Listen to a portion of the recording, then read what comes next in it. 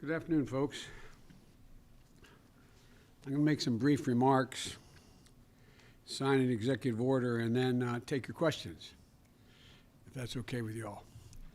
Last week, we immediately got to work to contain the pandemic and deliver economic relief to millions of Americans who need it the most. And today, we're getting to work to rebuild the backbone of America: manufacturing, unions, the middle class. It's based on a simple premise that will reward work, not wealth, in this country. And the key plank of ensuring the future will be made in America. I've long said that I don't accept the defeatist view that the forces of automation and globalization can keep union jobs from growing here in America. We can create more of them, not fewer of them. I don't buy for 1 second that the vitality of American manufacturing is a thing of the past. American manufacturing was the arsenal of democracy in World War II, and it must be part of the engine of American prosperity now. That means we're going to use taxpayers' money to rebuild America. We'll buy American products and support American jobs, union jobs. For example, the federal government every year spends approximately $600 billion in government procurement to keep the country going, safe and secure. And there's a law that's been in the books for almost a century now to make sure that that money, when spent, taxpayers' dollars for procurement, is spent to support American jobs and American businesses. But the previous administration didn't take it seriously enough. Federal agencies waived the Buy American requirement without much pushback at all. Big corporations and special interests have long fought for loopholes to redirect American taxpayers' dollars to foreign companies for the products that are being made. The result, tens of billions of American taxpayers' dollars supporting foreign jobs and foreign industries. In 2018 alone, the department spent $3 billion, the Defense Department, on foreign construction contracts, leaving American steel and iron out in the cold. It spent nearly $300 million in foreign engines and on vehicles instead of buying American vehicles and engines from American companies, putting Americans to work. Under the previous administration, the federal government contract awarded directly to foreign companies went up 30%. That is going to change on our watch. Today, I'm taking the first steps in my larger Build Back Better recovery plan that invests in American workers, unions, and businesses up and down the supply chain. And I know that previous presidents entered office by promising to buy America and instituting the Buy American policy, but here's why this is different and not the same. I'll be signing an executive order in just a moment, tightening the existing Buy American policies and go further. We're setting clear directives and clear explanations. We're going to go to the core issue with a centralized, coordinated effort. Look, today I'm creating a director of Made in America at the White House Office of Management and Budget, who will oversee our All of Government Made in America initiative. That starts with stopping federal agencies from waiving Buy American requirements with impunity, as has been going on. If an agency wants to issue a waiver to say we're not going to buy an American product as part of this project, we're going to buy a foreign product, they have to come to the White House and explain it to us. We're going to require that waivers be publicly posted. That is, someone seeking a waiver to build this particular vehicle or facility, and it's going to buy the following foreign parts. That waiver, the request for it, is going to be posted.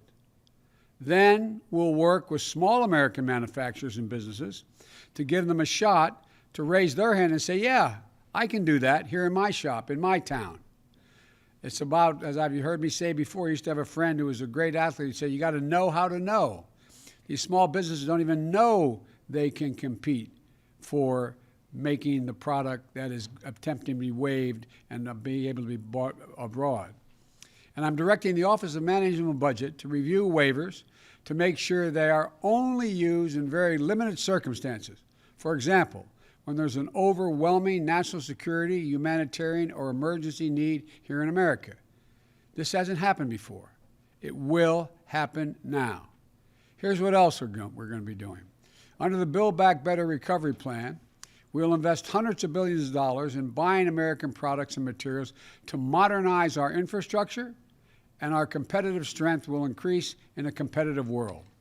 That means millions of good-paying jobs using American-made steel and technology to rebuild our roads, our bridges, our ports, and to make them more climate resilient, as well as make them able to move faster and cheaper and cleaner to transport American-made goods across the country and around the world, making us more competitive.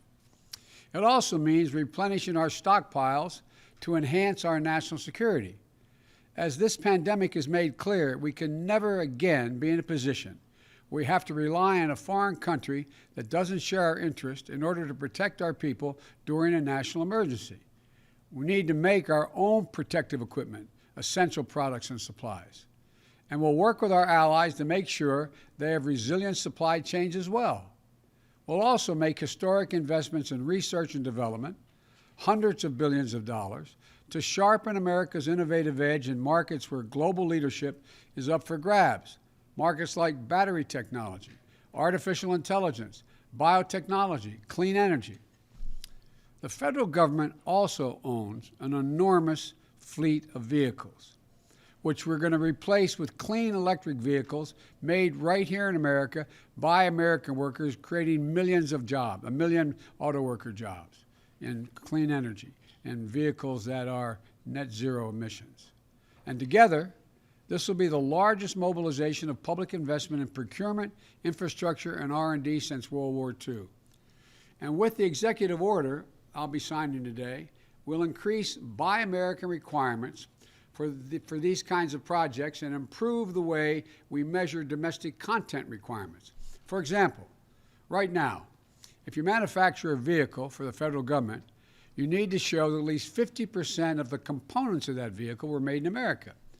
But because of loopholes that have been expanded over time, you can count the least valuable possible parts as part of that 50% to say made in America, while the most valuable parts, the engines, the steel, the glass, are manufactured abroad.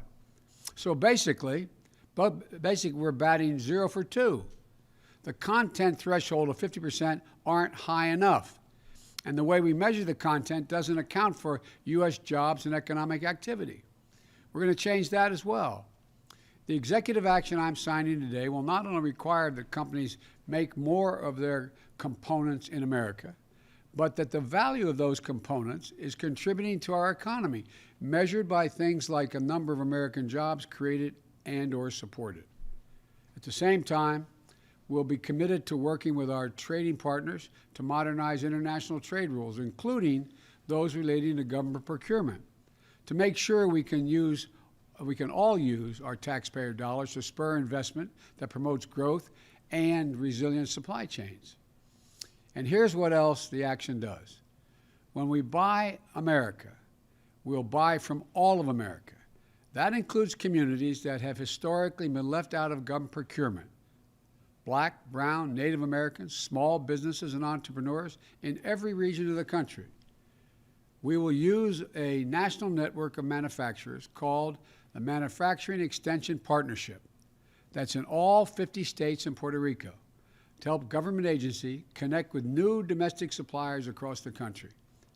This is a critical piece of building our economy back better and including everyone in the deal this time, especially small businesses that are badly hurting in this economy. The executive action I'm taking also reiterates my strong support for the Jones Act and American vessels, and our ports, especially those important for America's clean energy future and the development of offshore renewable energy. I'll close with this. The reason we need to do this is America can't sit in the sidelines in the race for the future. Our competitors aren't waiting. To ensure the future is made in America, we need to win not just the jobs of today, but the jobs and industries of tomorrow. And we know that the middle class built this country, and we also know unions built the middle class. So let's invest in them once again. I know we're ready, despite all we're facing. I've never been more optimistic about the future of America than I am today. Given even just half a chance, the American people, the American workers, has never, ever let the country down. Imagine if we give them a full chance. That's what we're going to do. I'll stop here and sign the executive order, then come back and take some of your questions.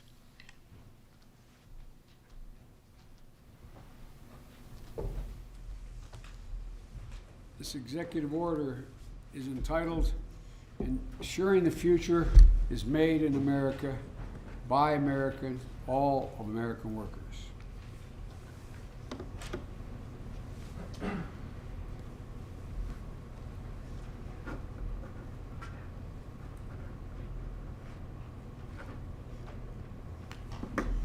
There you go. Now I'll be happy to take your questions. Great. From the AP. Thank you, Mr. President. Jonathan Lemire with the Associated Press. Two topics, if I may. The first, you have made reopening schools a central part of your first 100 days agenda, and you've long portrayed yourself as an ally to the teachers and the unions. Right now, the Chicago Teachers Union has refused. They've defied an order to return to in-person classrooms because of a lack of vaccinations. Do you believe, sir, that teachers should return to schools now? I believe we should make school classrooms safe and secure for the students, for the teachers, and for the help that's in those schools maintaining the facilities. We need new ventilation systems in those schools. We need testing for people coming in and out of the classes. We need testing for teachers as well as students. And we need the capacity to know that, in fact, the circumstance in the school is safe and secure for everyone. For example, there's no reason why the clear guidance will be that every school should be thoroughly sanitized from the lavatories to the hallways. And so this is about making, and none of the school districts that I'm aware of, there may be some, public school districts, have insisted that all those pieces be in place.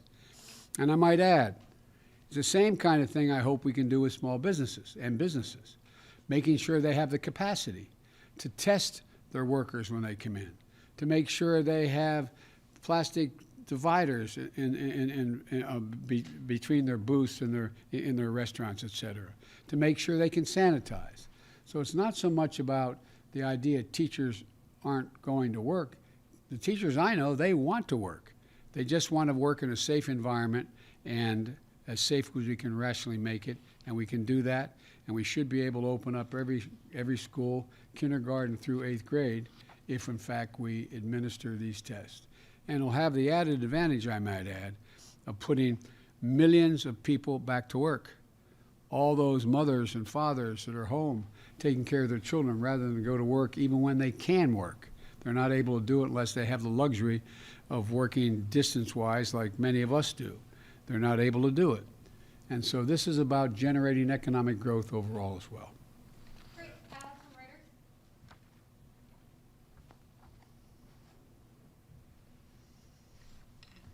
Thank you, Mr. President. I'm Alex Alper from Reuters. I wanted to ask a question about Navalny.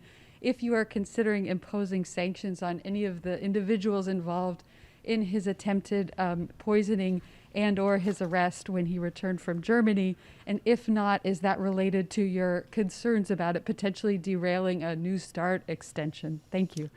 I find that we can both operate in the mutual self-interest of our countries as a New START agreement and make it clear to Russia that we are very concerned about their behavior, whether it's Navalny, whether it's the solar winds, or whether it's reports of bounties on the heads of Americans in Afghanistan.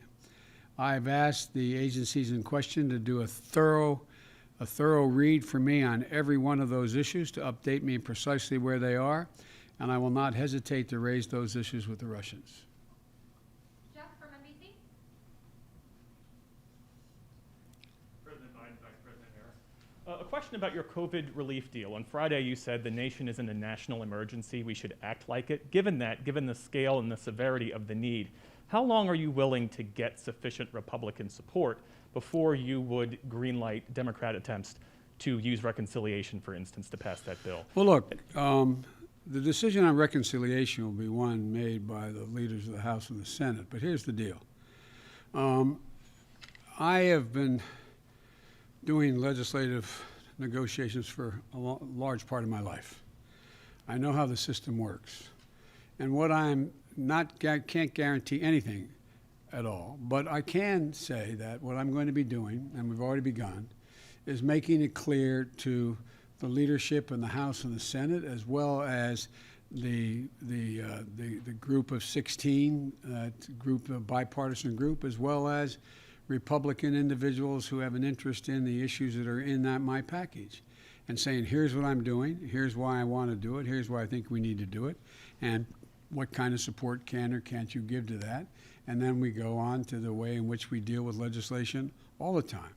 You know, we didn't have any votes for the recovery package when Barack and I came into office. We were short 3 votes. We didn't know we had the votes until the day of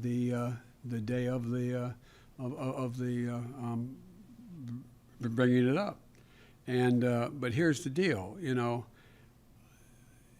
it's interesting, and I know you ask a lot of these questions, you know the answers, but you have to help educate the public as well. I'm not suggesting you don't know what I'm about to say.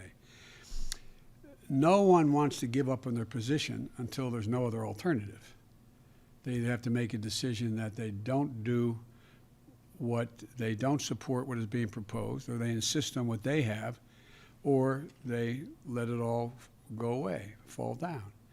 I think we're far from that point right now. The decision to use reconciliation will depend upon how these negotiations go. And let me make clear about negotiations. I've always believed part of negotiation on the part of a president and or a chairman of a committee trying to get a major piece of legislation passed is about consultation. It's not enough for me just to come up to you and say, I like this, I expect you to support it.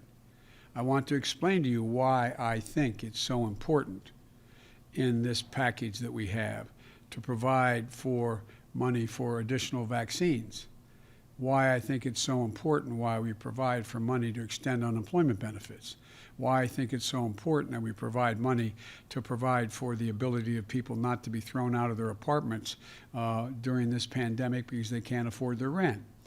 And to make the case to you why I think and what I think the priorities within this piece, we think the priorities are, I apologize, were within this legislation. And I don't expect we'll know whether we have an agreement and to what extent the entire package will be able to pass or not pass until we get right down to the very end of this process, which will be probably in a couple weeks. But the point is, this is just a process beginning. Annie from the Washington Post. Thank you, Mr. President. Annie Linsky with the Washington Post. Annie. I wanted to ask you a little bit about one of the sort of major themes of your campaign and how you sort of intend to measure and enact it, and that is the idea of unity. If you could talk a little bit about what you see unity as being. There are some people who are defining it as being bipartisan. Others are saying it is what most of the people in the country, defined by some poll, might believe, or any sort of number of, or perhaps it's 50 plus 1, or 50 plus 2, or 75%. So given that it is such a key part of your message and your promise, can you talk and reflect a little bit more about what is unity when you see it and as you define it? Well, Annie, I think it makes up several of the issues, the points you made. One is unity requires you to eliminate the vitriol. Make anything that you disagree with about the other person's personality or their lack of integrity or they're not decent legislators and the like. So we have to get rid of that. And I think that's already beginning to change, but God knows where things go, number one. Unity also is trying to reflect what the majority of the American people Democrat, Republican, Independent, think is within the fulcrum of what needs to be done to make their lives and the lives of Americans better. For example, if you look at the data, and I'm not claiming the polling data to be exact, but if you look at the data, you have, I think it's, I hope I'm saying it gets correct. You may correct me if I get the number wrong. I think it's 57, 58% of the American people, including Republicans, Democrats, and Independents, think that we have to do something about the COVID vaccine. We have to do something about making sure that people who are hurting badly, can't eat, don't have food, are in a position where they're about to be thrown out of their apartments, et cetera, being able to have an opportunity to get a job, that they all think we should be acting. We should be doing more. Unity also is trying to get, at a minimum, if you pass a piece of legislation that breaks down on party lines, but it gets passed, it doesn't mean there wasn't unity. It just means it wasn't bipartisan. I prefer these things to be bipartisan because I'm trying to generate some consensus and take sort of the, how can I say it, the vitriol out of all of this. Because I'm confident from my discussions. There are a number of Republicans who know we have to do something about food insecurity for people in this pandemic. I'm confident they know we have to do something about figuring out how to get children back in school. And there's easy ways to deal with this. One, if you're anti-union, you can say it's all because of teachers. If you want to make a case, though, that it's complicated, you say, well, what do you have to do to make it safe to get in those schools? Now, we're going to have arguments. For example, I propose that because it was bipartisan, I thought it would increase the prospects of passage, the additional $1,400 in direct cash payment to folks. Well, there's legitimate reason for people to say, do you have the lines drawn the exact right way? Should it go to anybody making over X number of dollars or why? I'm open to negotiate those things. That's all. I picked it because I thought it was rational, reasonable, and it had overwhelming bipartisan support in the House when it passed. But this is all a bit of a moving target in terms of the precision with which this goes. You're asking about unity, 51 votes, bipartisan, et cetera. The other piece of this is that the one thing that gives me hope that we're not only going to sort of stay away from the ad hominem attacks on one another is that there is an overwhelming consensus among the major economists at home and in the world that the way to avoid a deeper recession moving in the direction of losing our competitive capacity is to spend money now. From across the board, every major institution has said, if we don't invest now, we're going to lose so much altitude in terms of our employment base and our economic growth, it's going to be harder to reestablish it. We can afford to do it now. As a matter of fact, I think the response has been, we can't afford not to invest now. We can't afford to fail to invest now. And I think there's a growing realization of that on the part of all but some very hard-edged partisans, maybe on both sides, but I think there is a growing consensus. Whether we get it all done exactly the way I want it remains to be seen. But I'm confident that we can work our way through. We have to work our way through because, as I've said 100 times, there is no ability in a democracy for it to function without the ability to reach consensus. Otherwise, it just becomes executive fiat or battleground issues that get us virtually nowhere. I don't want to hold my colleague may know, the vice president, but I think there were very few debates on the Senate floor the whole last year on almost any issue. Well, that benefits no one. Doesn't inform anybody, doesn't allow the public to make judgments about who they think is right or wrong. So I am optimistic that it may take some time, but over the year, the way if we treat each other with respect, and we're going to argue like hell. I'm confident of that, believe me, I know that. I've been there. But I think we can do it in a way that we can get things done for the American people. Great. Last question, Josh from Bloomberg.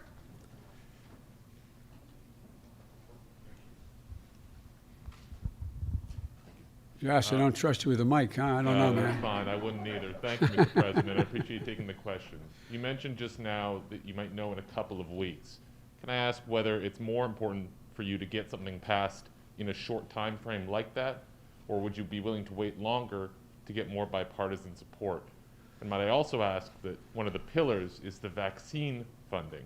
When do you think any American who wants to get the shot will be able to get the shot? Well, I'll try to answer the three parts of your question as I heard them. One, time is of the essence. Time is of the essence. And I must tell you, I'm reluctant to cherry pick and take out one or two items here and then have to go through it again because these all are kind of, they go sort of hand in glove, each of these issues. Number one. Number two, we are optimistic that we will have enough vaccine, and in very short order. We, as you know, we came in office without knowledge of how much vaccine was being held in abeyance or available. Now that we're here, we've been around a week or so, we now have that. And we've gotten commitments from some of the producers that they will, in fact, produce more vaccine in a relatively short period of time and then continue that down the road. So I'm quite confident that we will be in a position within the next 3 weeks or so to be vaccinating people at the range of 1 million a day or in excess of that. That is I promised that we would get at least 100 million vaccinations. That's not people, because sometimes you need more than one shot, the vaccination, but 100 million shots in people's arms of the vaccine. I think with the grace of God and the goodwill of the neighbor and the creek not rising, as the old saying goes, I think we may be able to get that to 1.5 million a day rather than 1 million a day. But we have to meet that goal of 1 million a day. And everything points that we're going to have, enough vaccine, B, enough syringes and all the paraphernalia needed to store, keep, inject, move into your arm the vaccine. 3, a number of vaccinators, people administering the vaccine, which is not an easy task. Of those who have those facilities, like the nursing homes and hospitals, they have the people to do it, but they don't have the capacity to do everyone. And so I think we're going to have, we're leaning hard on into areas where we produce more vaccinators. We feel confident we can do that. And thirdly, it's really important that we have the fora, the place, the facility, the circumstance where people can show up, stand in line, and get their vaccine without having to stand in line for 8 hours. Being able to pick up the phone, call the pharmacy, and get your name on the list, et cetera. All those mechanical things are really, they sound simple, but they're all consequential when we're trying to get out a minimum of 100 million vaccinations in 100 days and move in the direction where we are well beyond that in the next 100 days, so we can get to the point where we reach herd immunity in a country of over 300 million people. Does that answer your question? Well, my question was at what date or roughly when do you think anyone who wants one would be able to get it? Is it summer? Is it fall? Oh, I know. I think it'll be this spring.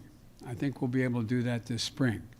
And but it's going to be a logistical challenge that exceeds anything we've ever tried in this country. But I think we can do that.